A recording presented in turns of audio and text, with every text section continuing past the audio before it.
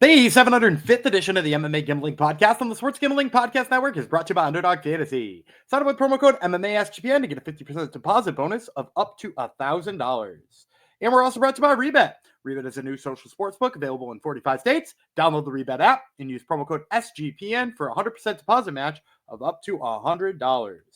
And finally, we're brought to you by Rhythm. Start crushing the college football and NFL seasons with Rhythm. Get your 7-day free trial today by going to sportsgamblingpodcast.com/RITHMM.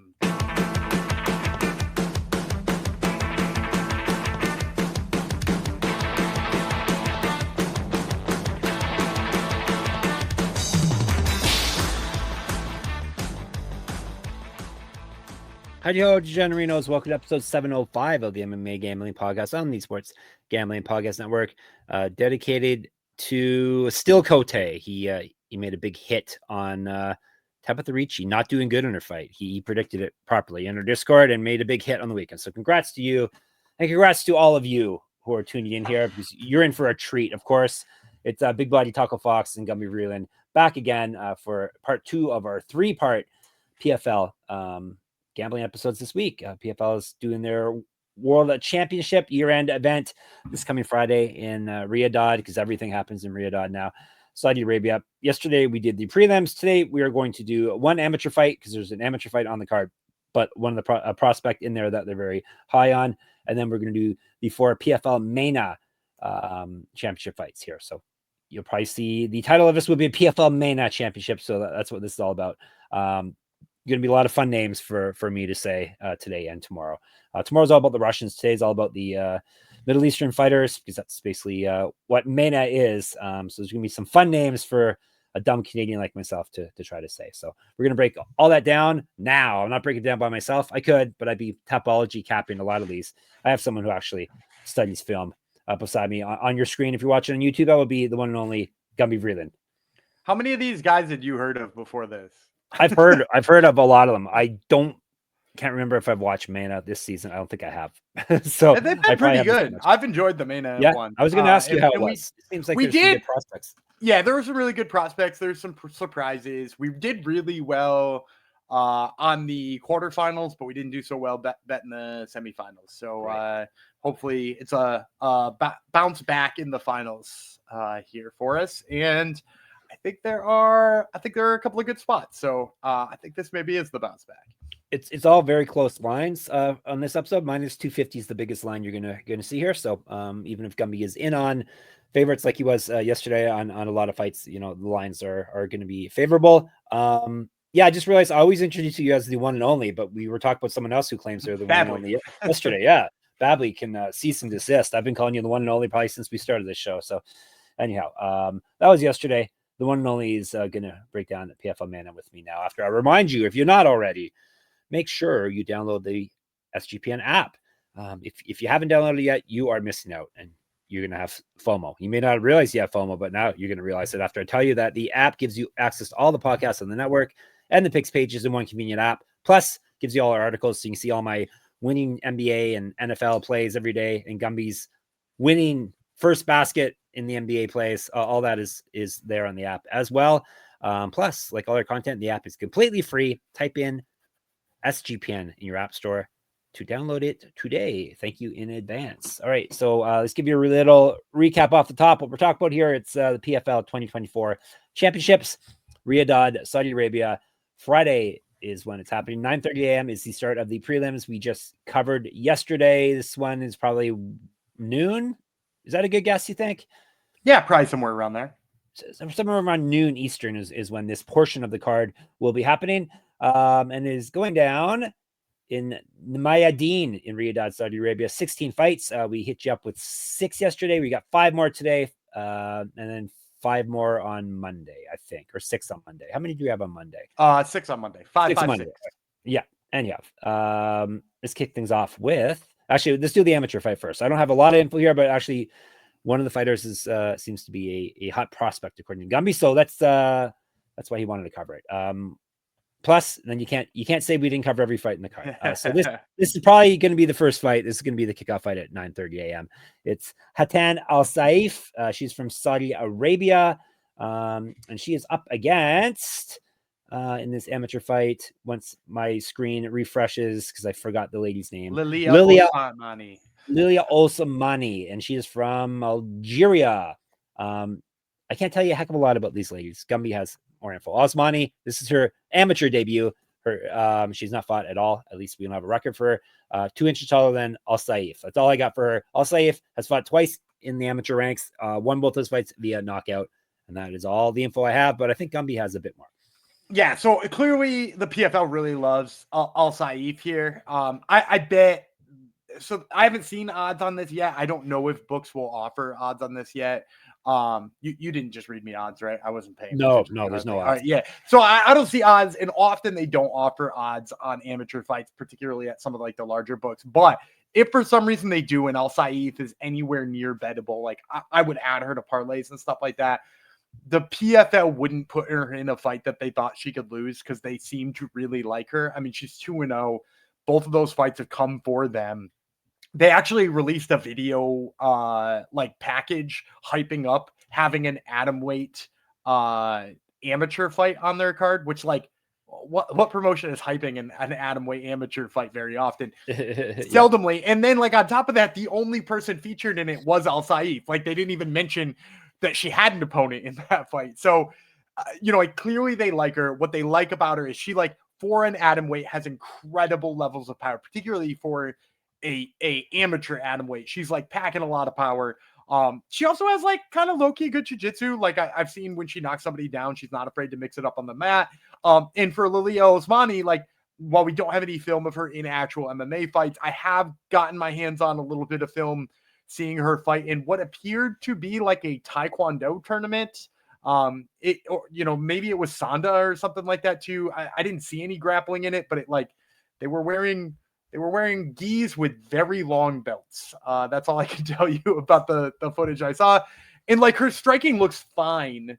And I know she's won some like Algerian championships and stuff like that, but like her striking looks fine, but like not particularly powerful, not fast compared to Alsaif. And like also you have to wonder, just like having never been in there, being far away from home, right? Because it's in Saudi Arabia, it's a home game for Hattan. I think she's going to be out of her element in like a full MMA fight here. I think maybe you get to see Alsaif use a little bit more of her grappling, and regardless of whether or not she does, she packs more power on the feet and she's faster on the feet. So give me Alsaif here. I would guess like negative 1,500, but like, who knows, because how many people get to line amateur atomweight fights? Yeah, look at this guy. He's seen film on the people who have not fought somehow, right? That's right. Yep. Long belts is all I can tell you. Long belts, whatever that whatever sport that was. It doesn't seem like that would be the best way to fight in long belts, but hey, who am I to say, right? All right, now we're going to talk about some championship fights for you. So all these people are winning $100,000, you said, right, for PFL MENA? Yeah, I think all of the non-main PFLs, so like the MENA, the Europe.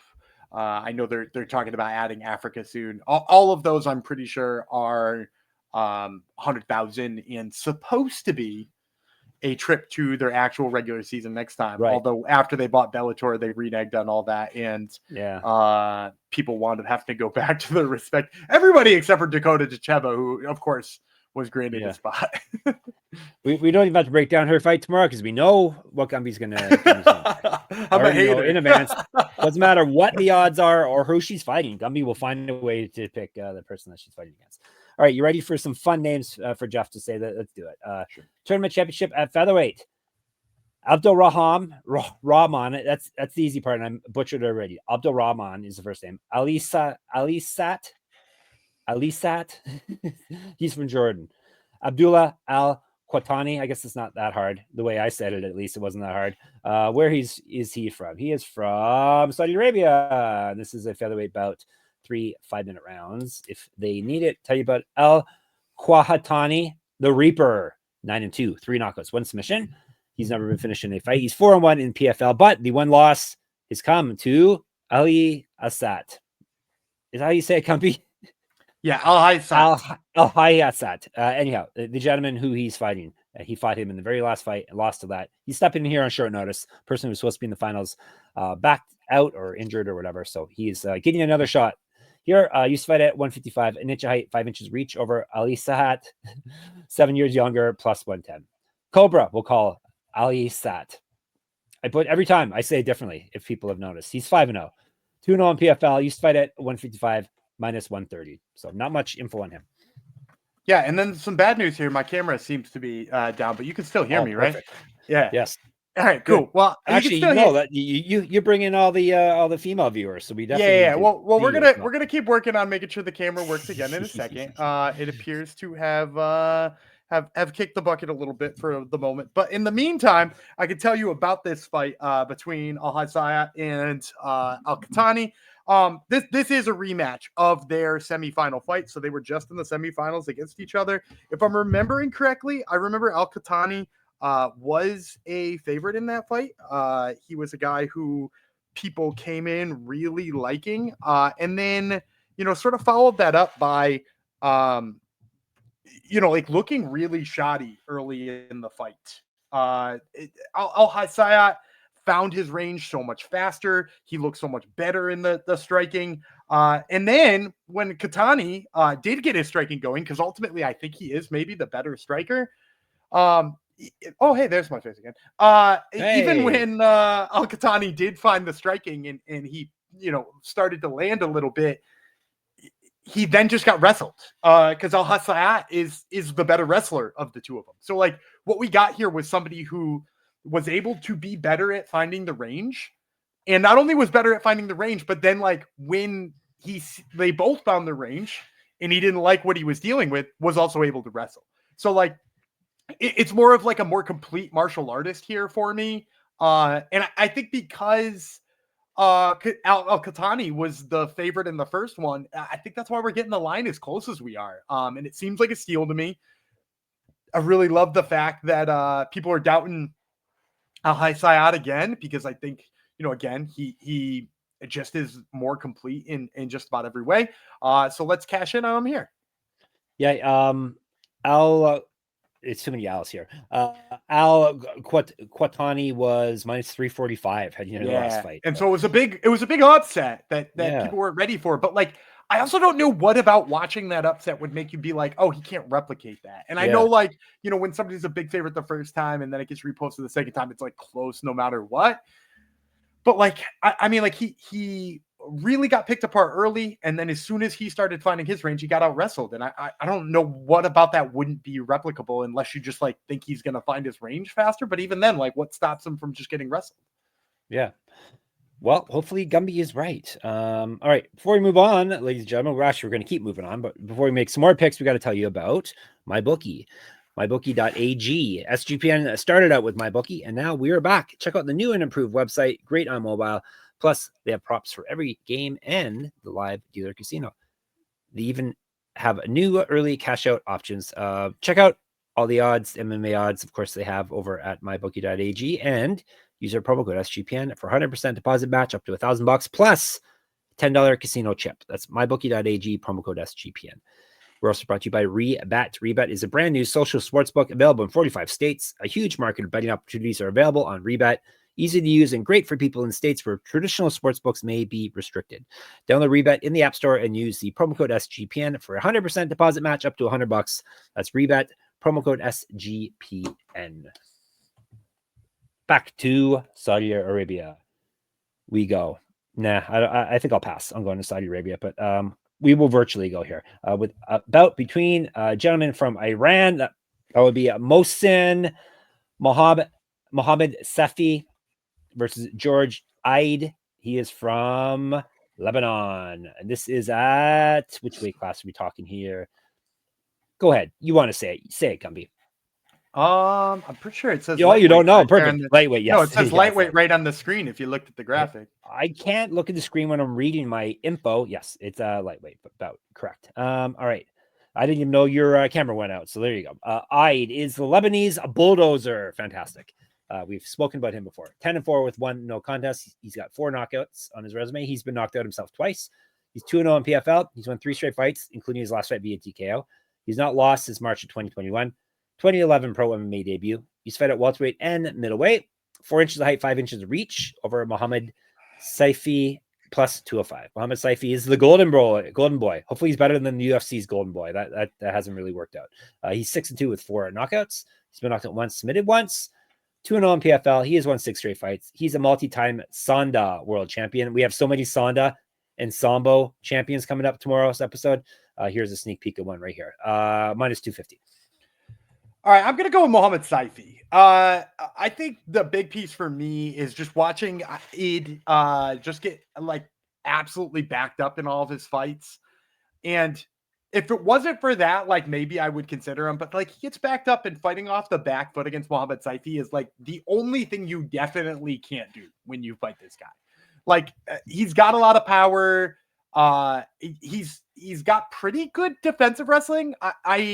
I'd probably like to see more offensive wrestling for him. And as a matter of fact, like if he wrestled in this fight, I actually think he'd take Georges Said down as well. Like I think he could just dominate the fight in that realm. But like the only thing you can't do is walk backwards, because he needs to be thinking about what you're doing and needs to try to fight off the back foot, because that's going to limit his power. It's going to limit his movement. It's going to make him think twice about letting go. And like from pretty much all I've seen out of it is a couple of good feints gets him backing up, or cracking him one time gets him backing up.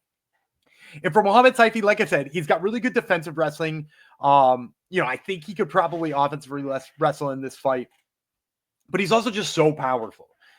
When he cracks you, he really, really hits people. I've seen him like fold up opponents in like really like hilariously video game like ways, like where people's bodies fall like you don't expect them to fall. He is a little bit wanting when it comes to the defensive striking. Like I said before, his defensive wrestling's really good. His defensive striking can be kind of questionable. In fact, in his last fight, he did get rocked a little bit early. I don't know how bad it was, but it did seem like he was hurt a little bit. But again, that was his opponent making him move backwards and making him fight off of his back foot. And if you can't do that, if you can't force this guy to move backwards and to work off of his back foot, and you just like kind of let him do what he wants, you wind up in a bad position. And I think in this case, you're going to see Ed wind up in a bad position, mostly in the striking. But even if he finds some success in like counter striking and to try to make that work, I still think he's just going to get wrestled. So give me Mohammadseifi, just based on the fact that I think that forward pressure is eventually going to build up, and he should be able to take over. Speaking of fighters landing weird, there was a lot of bad knockouts this past weekend, eh? Not just in the UFC. Oh, yeah. A lot of face plants and a lot of head kicks. It was a head kick. Yeah, shout out to George Mangos down in. I didn't see that one. George Mangos, by the way, one of the best names ever in MMA. Yeah. One of my favorite Instagram accounts for following prospects. It's MMA Prospects. Shout out to that guy.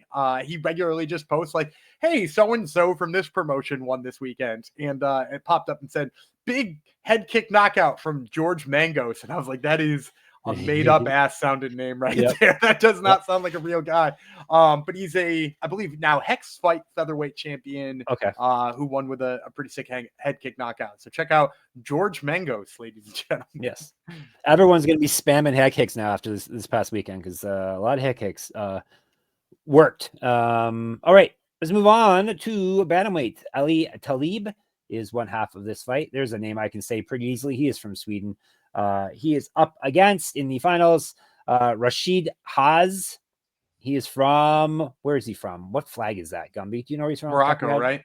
Is he from Morocco? He's from Spain. The flag is Spain. I don't recognize the Spanish flag. Huh, go figure. Shame on me. Maybe he's from Morocco as well. Who's to say? 3 5-minute rounds, 135. Let's click over to the spreadsheet and tell you the info I got for him. Haz, is it Haz or Hayes? Or neither of the above? Is it Haz? Oh, it's Haz. It's Haz. I thought you were reading his nickname. You said the Haz or Hayes. No, I think it's there's a good name. There's his real last name is El Hazanme, but he goes by just Haz. So I'm pretty sure it's Haz, because it would be Hazanme.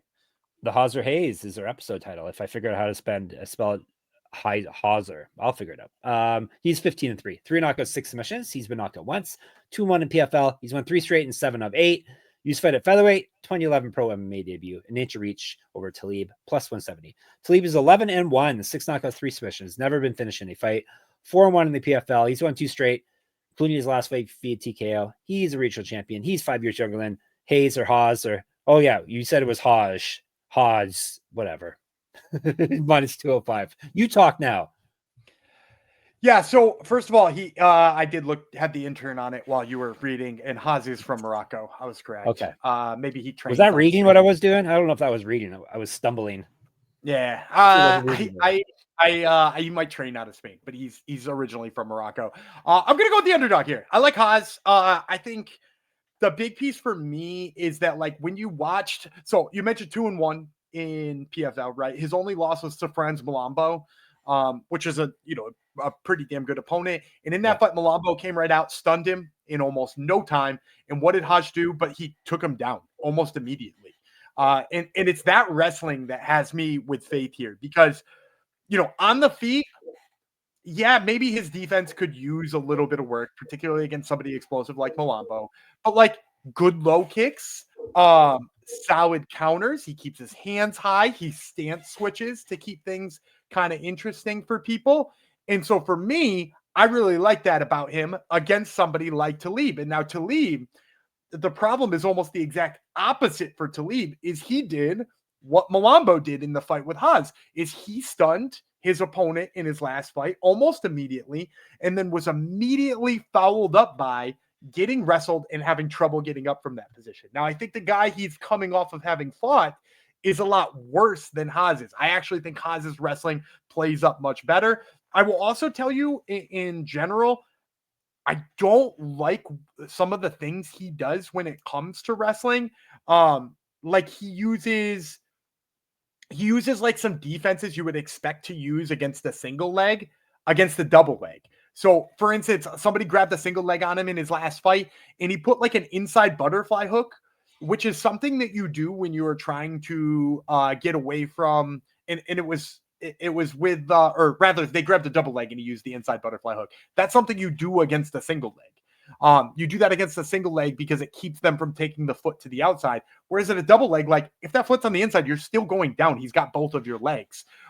So like using the single leg defense against the double leg shows me he doesn't have like real good understanding of what happens in wrestling. And then on top of that, like I've seen him jump gillies. I've seen him kind of concede bottom positions. And when you do that against a guy who's already better than you when it comes to wrestling and has a better background than you in wrestling, I think it's going to be trouble. So I like Haz here just basically by out wrestling and being the more knowledgeable fighter when it comes to that style. So the Hosher Hayes is the pick. It's Haz. Hosher Haz is the pick. No, Hosher Hayes is better. All right. So that is a dog. It's not just because you're desperate for a dog, right? Yeah. No, you told everyone why. I actually thought I was going to have a couple on here. Yeah. We'll talk about the other one in a second. All right, cool. All right. Before we talk about that one, let me tell you about Underdog Fantasy. Good segue. Underdog pick over to Underdog Fantasy and Underdog Pick'em.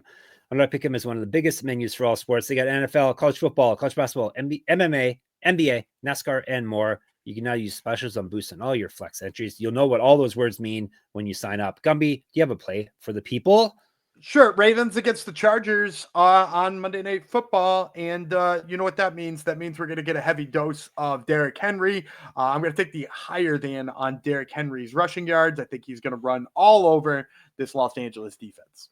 All right. There you go. Take that advice. Sign up with our code MMASGPN to claim your special pick and first-time deposit offer up to $1,000 in bonus cash. UnderdogFantasy.com, promo code MMASGPN, aka SIGPEN. And SGPN's proud partner Rhythm is the #1 AI-powered sports betting platform that helps provide bettors of all levels the ability to build custom predictive betting models in seconds and get predictions for betting on money lines, spreads, totals, and props. Build your own model, copy one of the top performing models from the leaderboard, or have Rhythm build you a model. You can now use track props in the Rhythm app. They got NFL picks, NFL props, college football, college basketball, NBA. They got it all. Rhythm has it all. Of course, Al Horford props are on there, so check it out. Claim your 7-day free trial today by going to sportsgamblingpodcast.com/rhythm. That's sportsgamblingpodcast.com/RTeachMM. All right, to the main event of the prelims. It is for the PFL MENA welterweight championship. Mohammed Alaqraa. Even easier. Mohammed Alaqraa. I tried to get fancy. He is from Kuwait. He is up against, drum roll please. Why is Tapology screwing me around, Gumby? Make me look like an bigger idiot than I already do. He's fighting Omar Dafrawy. Yep, Dafrawy. Dafrawy. You always say it so easily, and I butcher it. But hey, that's my gimmick, right? It's all fake. He's from Egypt. These guys are fighting at welterweight. I know that for sure. I'm going to tell you about Dafrawy.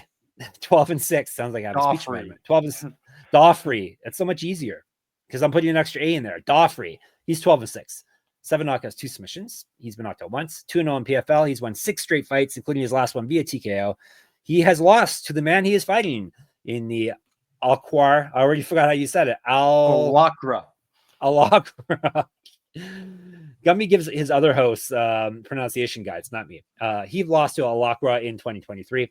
He is a regional champion. He's fight at lightweight, an inch of height over Alaqraa plus 205. Alaqraa is 7-0, 2 knockouts, 1 submission, 2-0 in PFL.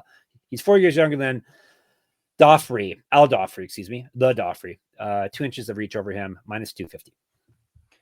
So I'm gonna go with this is one of those ones I mentioned right after our last breakdown. I actually thought I was getting in on more underdogs here because if you watch that first fight between Dafrawy and Alaqraa, it's like the early success or maybe like the early failures of Alaqraa were enough to make me possibly get in on the underdog here.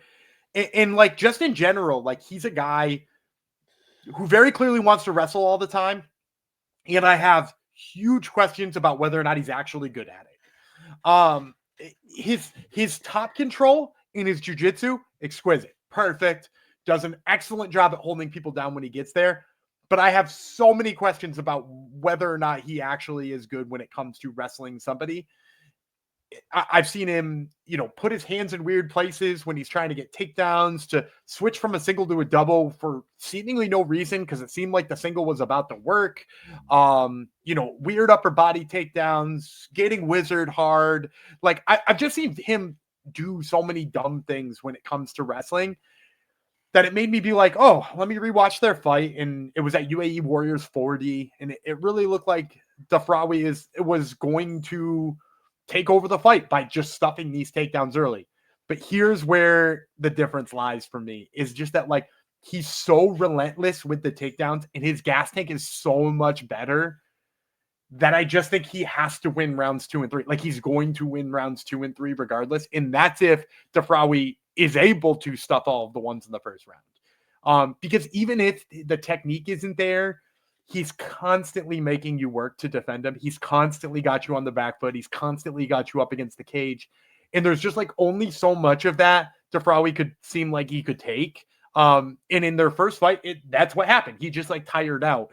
And we've seen Alaqraa seemingly get better at that since he's joining PFL MENA. And so far in the tournament, he looks like he's been better at that. So like, I don't know why I would then just go against it. Now, with that being said, the odds here, right? He's 2.5 to 1, right? Negative 250, you said. Yep. I don't think I want any part of Alaqraa at that price. If I'm being honest, I would wait for that to come down if possible. Or like if some of these bigger sports books are offering props on it, I'd look for him by decision. I don't think he's going to get a finish here.